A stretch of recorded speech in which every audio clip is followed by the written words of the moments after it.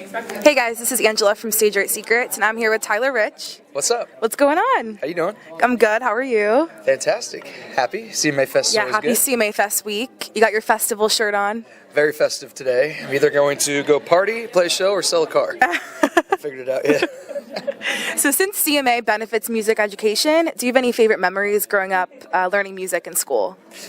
You know what's funny is that I wasn't allowed to learn music in school because my mom thought, well, I was allowed, but when I wanted to learn saxophone when I was 10, and my mom I was going to take band class. I was like, Mom, buy me a saxophone. She's like, you will never play the saxophone for the rest of your life. She's like, you're not joining the school band.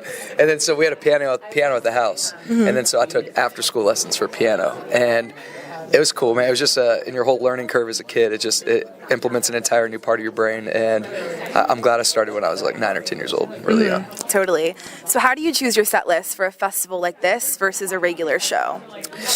Honestly, our set is, I always base it the same, and so even if it's a festival or a concert or a small show, we always do it the same because we like to tell ourselves we play the same show to 5 people or to 10,000 people. And so we always break on 80,000 right before we walk out, pretending that there's 80,000 people in the crowd. So our set on Saturday here in town will be exactly the same as everywhere else because wherever we go, it's just a big party. So you signed with Big Machine Valerie Group, correct? Correct, yeah. So how did that come about? Oh, man. How lucky am I?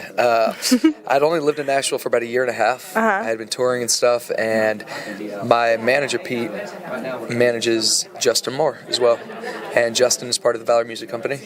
And he was flying with Scott Bruschetta to a Justin show, and they were just chatting, and we were getting ready to start pitching to labels. And he's like, who else you got? What's new? He's like, I got this guy, Tyler Rich. And he looked at my social media, and he goes, here's some songs. Played him some songs. He goes, how quick can we meet? And we met, a few days later, and then we played for him as a full band a couple weeks later. And then I was signed a few weeks after that, and it was just crazy. It's been a whirlwind. That was a year and a half ago now. Yeah, that's insane. It's nuts, yeah. Well, congratulations on all of that. It wasn't that easy. I know that sounded like all of a sudden just like doot, doot. Yeah. It was very stressful. And, Right. But it was cool. Scott and I hit it off, I believe, very well right away. Right. Yeah. So how did you come to choose The Difference as your single? It was a no-brainer, really. We had recorded about 4 songs already for the album, and we loved everything as a second single or as a third single. Everything was really strong. Some of that stuff's about to get released, but we were like, God, what is just going to be that one that's just infectious, catchy, different? The difference. What is the difference? Different enough where it just stands out in a sea of insanely amazing country songs. You know what I mean? Everything on the radio is great. And when we had The Difference, it was just a unanimous decision. Because all the other songs, everybody was like, that's my favorite, that's a smash. That's my favorite, that's a smash. And then when we all heard The Difference, we're like, guys, this is it. Yeah. Awesome. So you're working on your new album right now. Yeah. How far along are you in the process? We're about halfway done. Okay. And I don't really know. We've been so crazy for the past few months promoting the single, traveling around going crazy that I haven't gotten any info really yet. Okay. But I do know that I've got, 40 songs in a file. Probably about 25, 30 I wrote, and about 10 to 15 songs I didn't write that I think are incredible. And we're going through that 40 to pick the next 5 to 7 that we're going to record for the album and hopefully have it done by the end of the year. Okay. Which is quicker than we think, right? Because it's already June. Right. And you say the end of the year, and I'm like, oh God, but that's really close. We're 5 months till Christmas. Right. Shh. That's crazy. 6 Yeah, months. we're halfway through. Yeah. About 4.5 months till Christmas music. Yeah. It's the best time of the year. I'm It already really excited. is. Give me a scarf. Let's go. I love it. I always say CMA Fest is like Christmas for me because it's like the best week of the year. Yeah, it is. Yeah. It's the best, busiest, most stressful week of the year. I know, but it's so much fun. Yeah, there's nothing stressful about it, except for when you live in Nashville and you do what I do for a living. All of your friends, bless their hearts, and family members, bless their hearts. They want to come hang, right? Always in Nashville. And then CMA Fest is the busiest week of all time. Yeah. And so my grandpa is here. He flew in from Arizona. Oh, gosh. And he's like, dude, don't worry about me. I'll be good. I'll be drinking on Broadway all week. Let's just hang out when we can. And I feel terrible because my grandpa is running around on Broadway hammered somewhere.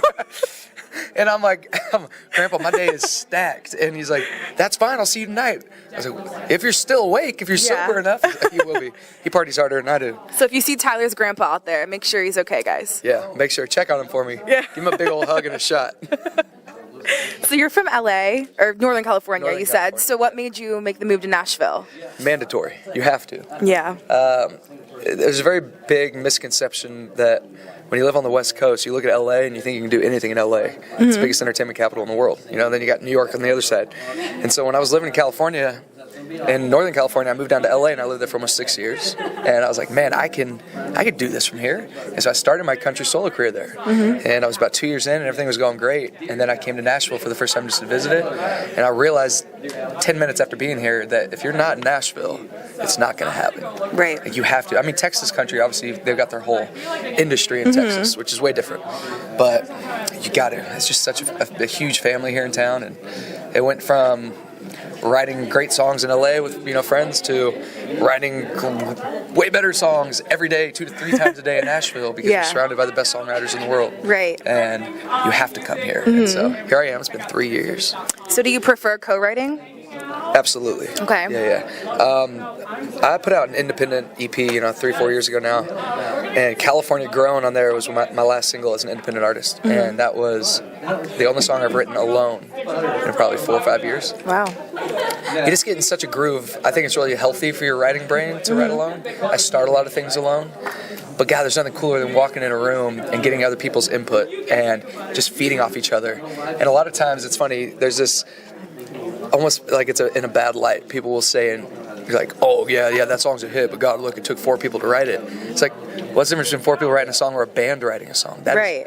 It's basically, I'm a solo artist. And so it's just like getting in a room with a band. Like, you don't, talk crap about Queen because they all wrote, a song together. Yeah. It doesn't make any sense to me. Right. Which is funny, but it's, so guys, just, be happy that we get to write songs together. Exactly. Yeah, I love it. It's a team effort. It's a team effort, and there's nothing cooler than other heartbreaks in a room, and other life experiences to feed off of. And right. Because I'm engaged, and so I'm super happy. And so I walk in the room, I'm like, what about this love song? What about this love song? I love this love song. Yeah. And then I'm like, I'm kind of tired of writing love songs. And then somebody else is like, yeah, but dude, God, I'm going through hell right now. Yeah. And then we're like, and you feed off it. You're like, man, I remember that. Well, thank you so 4 years ago, I went through hell. Yeah, I remember that. And yeah, so you can take from other people's experiences. Yeah, it's an amazing thing. Yeah, so you grew up liking a lot of different genres of music, like Blink-182. So what made you choose country? Well, I mean, my very first songs I ever started to learn how to play when I was a kid. I first got my guitar, like George Strait, Garth Brooks, Brooks and Dunn. Shortly after, my acoustic turned into an electric. And then I'm in a high school quad. And who else plays guitar? I play drums. Cool, you want to play Blink-182? Hell yeah. And so, then you get in a garage and you turn up as loud as you can and you play Nirvana and Blink and Red Hot Chili Peppers and, anything with aggression and energy. I mean, we were in high school. Right. But still to this day, I mean, I listen to everything. Hip-hop. I think we all had that pop-punk phase, so. Yeah. It's fine. If you didn't, you should. It's fun music. So how did you come up with the concept for your music video with your fiance and the dogs? It was easy because the single itself is just such a beginning to end, just, it's just about falling in love with somebody and the different things you say along the way. And I wanted it, especially since my fiance was going to be in the video, Sabina, and our 2 dogs. I was like, why would the music video not be us, right? Falling in love, just like the song. And so we talked with Mason Dixon, the director. He killed it, absolutely killed it. And we got, went through like 20 different treatments from other directors, and Mason's was the one that was the most of what we had wanted.